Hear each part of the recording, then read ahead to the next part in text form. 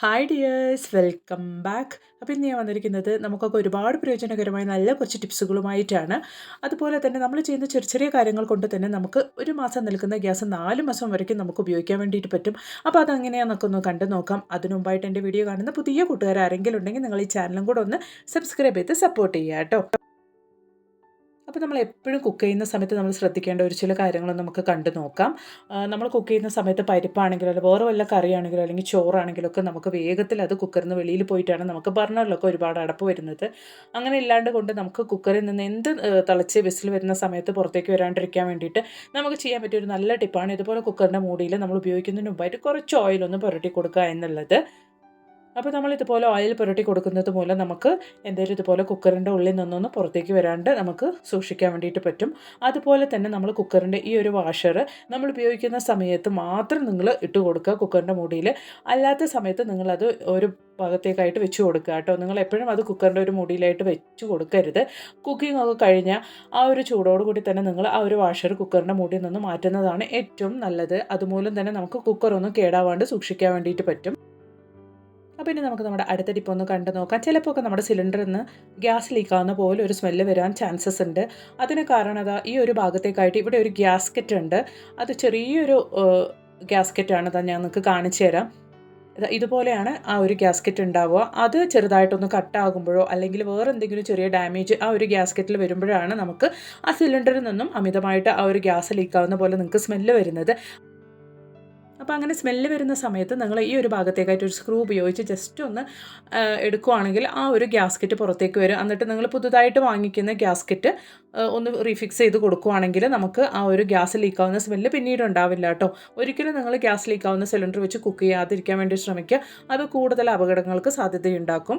അതുകൊണ്ട് ഉറപ്പായിട്ട് നിങ്ങൾ ഇതുപോലെ ചെറിയ ലീക്കേജ് ആണെങ്കിലും അത് ശ്രദ്ധിക്കാണ്ട് വിടാണ്ട് ഉറപ്പായിട്ടും ഈ ഒരു ഗ്യാസ്കറ്റ് ചേഞ്ച് ചെയ്താൽ മാത്രം മതിയാകും കേട്ടോ. അപ്പോൾ ഉറപ്പായിട്ടും ഇനി നിങ്ങൾക്ക് ഇതുപോലെ ബാഡ് സ്മെല്ല് വരികയാണെങ്കിൽ ഇതുപോലെ ഒന്ന് ചെയ്ത് നോക്കുക. അപ്പോൾ ഇനി അതുപോലെ തന്നെ നമ്മൾ കുക്ക് ചെയ്യുന്ന സമയത്ത് ശ്രദ്ധിക്കാണ്ട് വിട്ടു പോകുന്ന ഒരു കാര്യമാണ് ഈ ഒരു നമ്മുടെ ഗ്യാസ് ഫ്ലെയിമിൻ്റെ കളർ ചേഞ്ച് ആവുക എന്നുള്ളത്. ചിലപ്പോൾ അത് ഓറഞ്ച് കളറോ അല്ലെങ്കിൽ റെഡ് കളറൊക്കെ ആവുകയാണെങ്കിൽ ആ ഒരു ഗ്യാസിന് ചൂട് തീരെ കുറവായിരിക്കും. അതായത് ആ ഒരു ഫ്ലെയിമിന് തീരെ ചൂട് കുറവായിരിക്കും. അതുമൂലം തന്നെ നമ്മൾ ഒരുപാട് ഗ്യാസ് നമുക്ക് ചിലവാക്കേണ്ടി വരും. ഈ ഒരു കാര്യം നിങ്ങൾ ഉറപ്പായിട്ട് ശ്രദ്ധിക്കുക കേട്ടോ. വല്ല ഡസ്റ്റോ അല്ലെങ്കിൽ നമ്മുടെ ബർണറിൽ എന്തെങ്കിലും പാല്, ചോറ് നമ്മൾ കറിയൊക്കെ വെക്കുന്ന സമയത്ത് എന്തെങ്കിലും തിളച്ച് ചിന്തുന്നത് കൊണ്ടാണ് നമുക്ക് ഈ ഒരു ഫ്ലെയിമിൻ്റെ കളർ ചേഞ്ച് ആവുന്നത്. അതായത് ബർണറിൽ അടപ്പും കാര്യങ്ങളൊക്കെ വരുന്നതുകൊണ്ടാണ് നമുക്ക് ആ ഒരു ഫ്ലെയിം നമുക്ക് ചേഞ്ച് ആവുന്നത് കേട്ടോ. അപ്പോൾ ഉറപ്പായിട്ട് നിങ്ങൾ അങ്ങനെ ഫ്ലെയിം ചേഞ്ച് ആവുന്ന സമയത്ത് നിങ്ങൾ ബർണറിൽ അടപ്പൊക്കെ ഒന്ന് നീക്കാൻ വേണ്ടി ശ്രദ്ധിക്കുക. അതുമൂലം തന്നെ നമുക്ക് ഒരുപാട് ഗ്യാസ് സേവ് ചെയ്യാൻ വേണ്ടിയിട്ട് പറ്റും. ചെറിയ ചെറിയ അടപ്പുകൾ ഉണ്ടെങ്കിൽ തന്നെ അല്ലെങ്കിൽ ചെറിയ ഡസ്റ്റും കാര്യങ്ങളൊക്കെ ഉണ്ടെങ്കിൽ തന്നെ നമുക്ക് ആ ഒരു ഫ്ലെയിമിൻ്റെ കളർ ഓറഞ്ച് അല്ലെങ്കിൽ റെഡ് ആയിട്ട് കാണാൻ വേണ്ടിയിട്ട് സാധിക്കും. ബ്ലൂ ഫ്ലെയിം ആണെങ്കിൽ മാത്രമാണ് നമുക്ക് പെർഫെക്റ്റ് ആയിട്ട് നമ്മുടെ ഫ്ലെയിം ഉണ്ട് എന്നർത്ഥം. അപ്പോഴാണ് നല്ല ചൂടോടുകൂടി നമുക്ക് കത്തുള്ളൂ. അപ്പോൾ നമ്മളിങ്ങനെ ഫ്ലെയിം കളർ മാറുന്ന സമയത്ത് നമുക്ക് ചെയ്യാൻ പറ്റും നല്ലൊരു ടിപ്പും കൂടെ ഒന്ന് കണ്ടു നോക്കാം. അതിന് വേണ്ടിയിട്ട് ഞാനിതാ ഒരു കണ്ണാടി ബൗളിലേക്ക് ഒരു ബർണർ ഞാൻ ഇട്ട് കൊടുത്തിട്ടുണ്ട്. അപ്പോൾ നിങ്ങൾക്ക് കാണിക്കാൻ വേണ്ടിയിട്ടാണ് ആ ബർണർ എത്രത്തോളം അഴുക്കിലാണ് ഉണ്ടായതെന്ന് കാണിക്കാൻ വേണ്ടിയിട്ടാണ് ഞാനിവിടെ ഒരു ബർണർ മാത്രം ക്ലീൻ ചെയ്യുന്നത്. അതിലേക്ക് ഞാൻ ആദ്യമേ ഇട്ട് കൊടുത്ത് 1 ടേബിൾ സ്പൂണോളം ബേക്കിംഗ് സോഡയാണ്. ഇനി നമുക്ക് ഈനോ കൂടി അതിലേക്ക് ഇട്ട് കൊടുക്കാം. എന്നിട്ട് നല്ല ചൂടോടുകൂടിയുള്ള വെള്ളമൊന്ന് നമുക്ക് അതിലേക്ക് ഒഴിച്ചു കൊടുക്കാം കേട്ടോ. അപ്പോൾ നന്നായിട്ട് പതഞ്ഞ് പോകുന്നതായിട്ട് നമുക്ക് കാണാൻ വേണ്ടിയിട്ട് സാധിക്കും. ഒരു 10 മിനിറ്റ് സമയത്തോളം നമുക്ക് ഇതൊന്ന് ജസ്റ്റ് ഒന്ന് റെസ്റ്റ് ചെയ്യാൻ വേണ്ടിയിട്ട് വെക്കാം ഈ ഒരു ബർണർ. അപ്പോൾ തന്നെ നമുക്ക് എന്തെങ്കിലും അഴുക്കും കാര്യങ്ങളൊക്കെ ഉണ്ടെങ്കിൽ ആ ഒരു ബർണറിൽ നിന്നും നീങ്ങുന്നതായിട്ട് കാണാൻ വേണ്ടി സാധിക്കും. അപ്പോൾ ഒരു 10 മിനിറ്റ് സമയം നമുക്ക് ഈ ഒരു ബർണർ റെസ്റ്റ് ചെയ്യാൻ വേണ്ടിയിട്ട് വെക്കാം.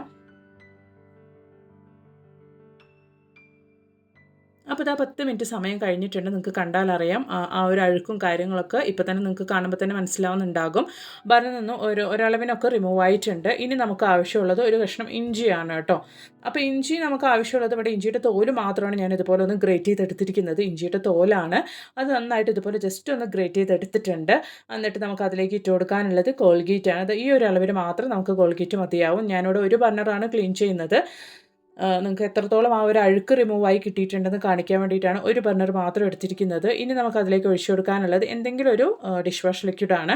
അപ്പോൾ അതും കൂടെ ചേർത്ത് കൊടുത്ത് നമുക്കിത് നന്നായിട്ടൊന്ന് മിക്സ് ചെയ്ത് കൊടുക്കാം. അപ്പോൾ ഇഞ്ചിയുടെ തൊലി ഗ്രേറ്റ് ചെയ്തതും കോൾഗേറ്റും അതുപോലെ തന്നെ ഡിഷ് വാഷ് ലിക്വിഡും കൂടെ ചേർത്ത് നമുക്കൊരു ബ്രഷ് ഉപയോഗിച്ച് നന്നായിട്ട് ഇതുപോലെ ഒന്ന് മിക്സ് ചെയ്ത് കൊടുത്തതിന് ശേഷം ആ ബർണറിൽ നമുക്ക് നന്നായിട്ടൊന്ന് ഇട്ട് കഴുകിയെടുക്കാം കേട്ടോ. അപ്പോൾ നിങ്ങൾക്ക് തന്നെ മനസ്സിലാവും എത്രത്തോളം ചേഞ്ചാണ് നമുക്ക് ഉണ്ടാവുന്നത് എന്നുള്ളത്. അപ്പോൾ ഞാൻ അതിലേക്ക് നമ്മൾ ഓൾറെഡി നമ്മൾ സോക്ക് ചെയ്ത് വെച്ചിട്ടുള്ള ആ ഒരു വെള്ളം കൂടെ ചേർത്ത് കൊടുക്കുന്നുണ്ട് കുറച്ച്. എന്നിട്ട് നന്നായിട്ട് നമുക്കിതാ ഈ ഒരു പരുവത്തിലാണ് നമ്മൾ റെഡിയാക്കി എടുക്കേണ്ടത്. ഇനി നമുക്ക് നമ്മുടെ ബർണർ ഇട്ട് നന്നായിട്ടൊന്ന് ഈ ഒരു നമ്മൾ റെഡിയാക്കി വെച്ചിരിക്കുന്ന ആ ഒരു ഇഞ്ചി, അതുപോലെ തന്നെ ഡിഷ് വാഷ് ലിക്വിഡും കോൾഗേറ്റും കൊണ്ട് നന്നായിട്ടൊന്ന് നമുക്ക് ബ്രഷ് ചെയ്ത് കൊടുക്കാം.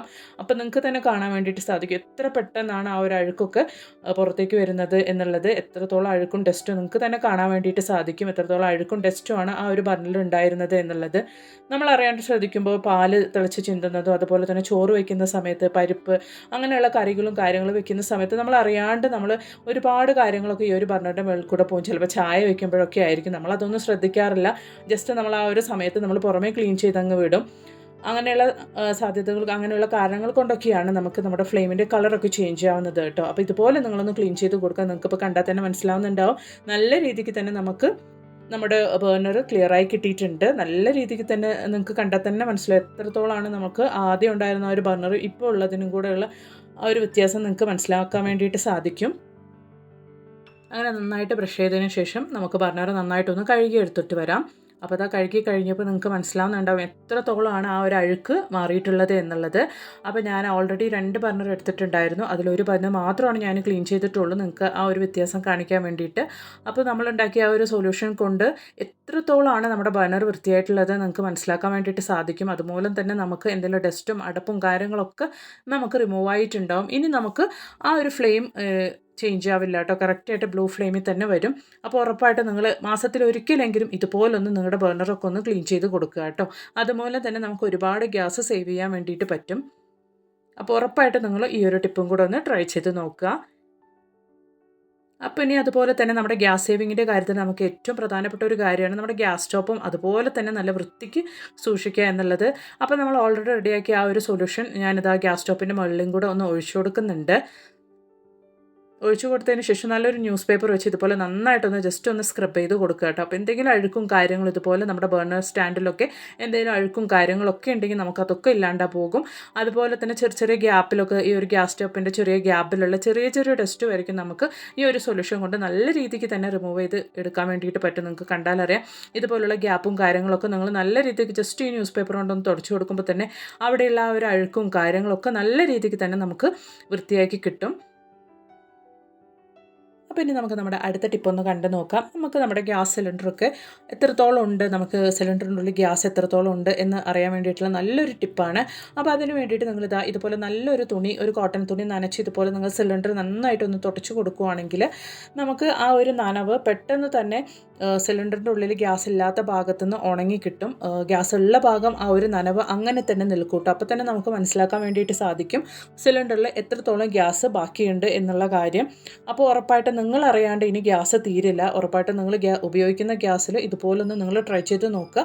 അപ്പോൾ എത്രത്തോളം സിലിണ്ടറിൻ്റെ ഉള്ളിൽ ഗ്യാസ് ഉണ്ട് എന്നുള്ള കാര്യം നിങ്ങൾക്ക് മനസ്സിലാക്കാൻ വേണ്ടിയിട്ട് സാധിക്കും. അപ്പോൾ ഇന്ന് ഞാൻ കൊണ്ടുവന്ന എല്ലാ ടിപ്സും നിങ്ങൾക്ക് ഒരുപാട് പ്രയോജനകരമായെന്ന് ഞാൻ കരുതുന്നു. അപ്പോൾ ഇനി ഒരു പുതിയ വീഡിയോ ആയിട്ട് നിങ്ങളുടെ അടുത്തേക്ക് വരുന്നത് വരയ്ക്കും എല്ലാവർക്കും ബൈ. Thanks for watching.